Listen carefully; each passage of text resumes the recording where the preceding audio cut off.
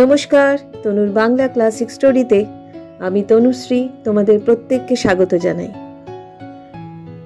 আমি তোমাদের পাঠ করে শুনিয়েছিলাম ভবিষ্য পুরাণের সৃষ্টির কথা এবং তার প্রথম খণ্ড।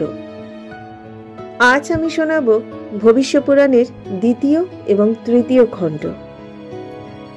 শোনবার অনুরোধ রইল, যদি ভালো লাগে তাহলে একটা লাইক, শেয়ার এবং সাবস্ক্রাইব অবশ্যই করে দিও। তাহলে চলো শুরু করছি ভবিষ্য পুরাণের দ্বিতীয় ও তৃতীয় খণ্ড।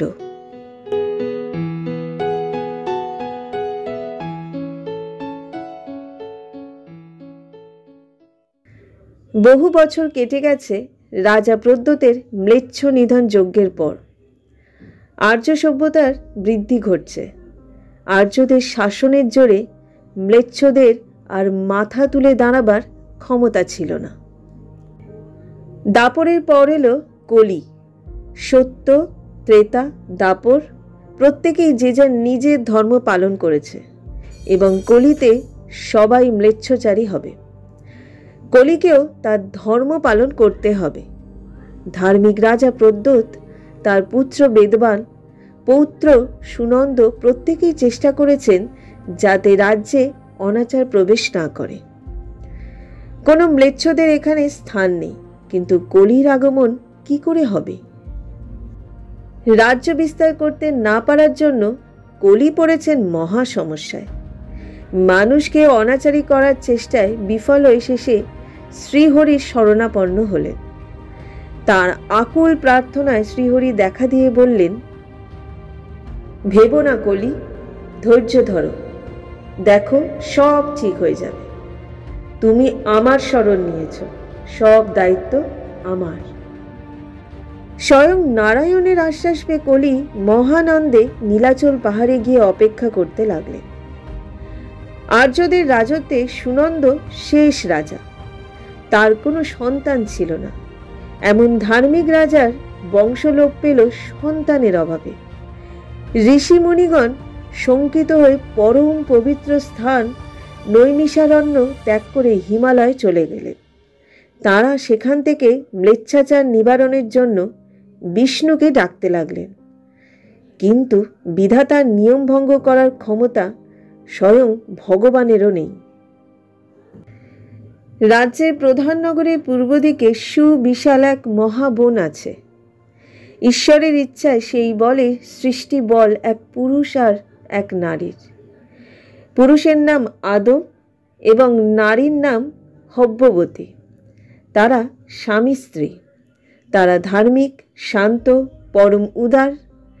তাদের মনে কোনো লোভ নেই, লালসা বা হিংসা নেই।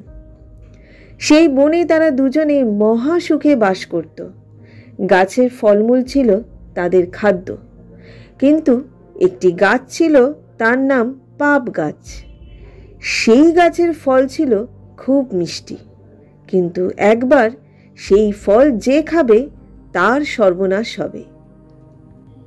বিষ্ণু কলিকে নির্দেশ দিয়েছিলেন আদম ও হব্যবতাকে প্রলুব্ধ না করার জন্য, কিন্তু কলি বিষ্ণুর আদেশ অমান্য করে সেই বনে প্রবেশ করা মাত্র গাছগুলি ভেঙে সাপের আকৃতি হয়ে গেল।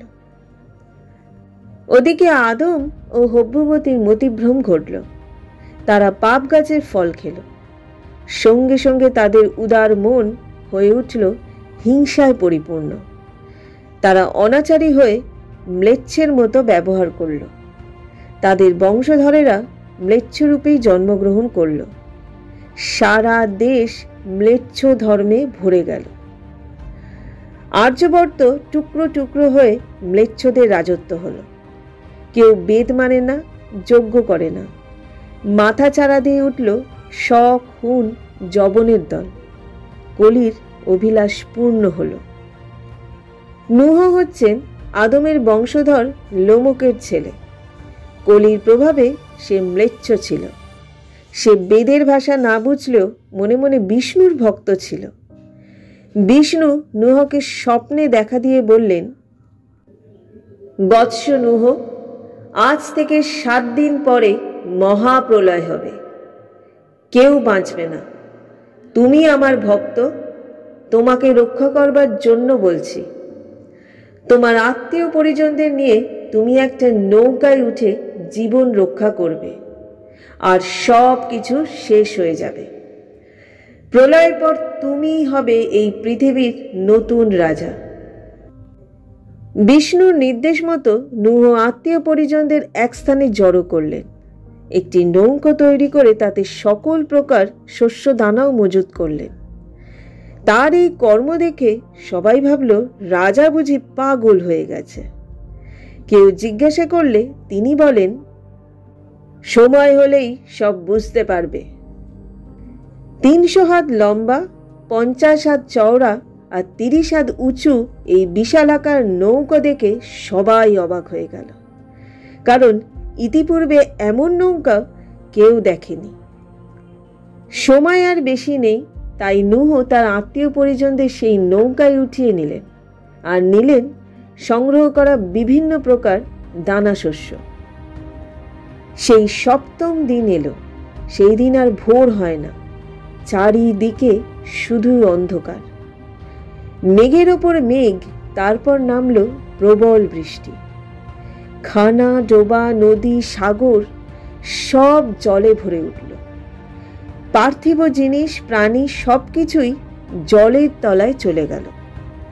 শুধুমাত্র রাজা নূহের নৌকা ভেসে থাকলো জলের ওপর। স্রোতের টানে চলল সাগরে।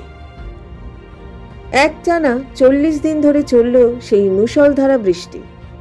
গোটা দেশটাই চলে গেল জলের তলায়। শুধু রাজা নূহের নৌকা ভেসে চলল সেই প্রলয়ঙ্কারী ঢেউয়ে। বিষ্ণুর কথা মতো সবকিছুই তেমনই ঘটতে লাগলো। শুধু একটি মাত্র স্থান ছাড়া আর কোথাও কোনো স্থল নেই। সেই জায়গাটি হলো বিশালা। মুনি ঋষিরা নৈমিষারণ্য থেকে হিমালয়ের সেখানে আশ্রয় নিয়েছিলেন। সেই স্থানটি হলো বিশালা। বিশালায় বসে ঋষিরা মহামায়ার স্তব করছেন। নূহের নৌকা সেখানে গিয়ে উপস্থিত হলো। নূহ নৌকাতেই বসে রইলেন। ঋষিদের স্তবে মহামায় তুষ্ট হলে বর্ষা থেমে গেল। মেঘ কেটে আকাশ পরিষ্কার হলো। সূর্যের প্রকাশ হলো। জলরাশি নেমে গেল। শিশিনা নামে হিমালয়ের তটভূমি রাজার দৃষ্টিগোচরে হলো।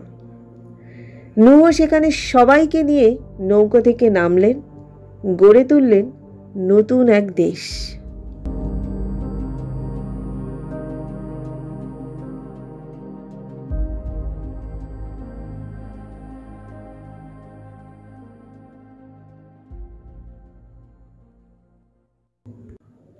এতক্ষণ তোমরা শুনলে ভবিষ্য পুরাণের 3য় ও 4র্থ খণ্ড। ভবিষ্য পুরাণের কাহিনী কেমন লাগছে শুনতে অবশ্যই কিন্তু কমেন্ট করে জানিও। পরবর্তী খণ্ড খুব শিগগির নিয়ে আসবো। আজকের মতো বিদায় নিচ্ছি। সবাই ভালো থেকো, সুস্থ থেকো এবং অবশ্য করে সুরক্ষিত থেকো।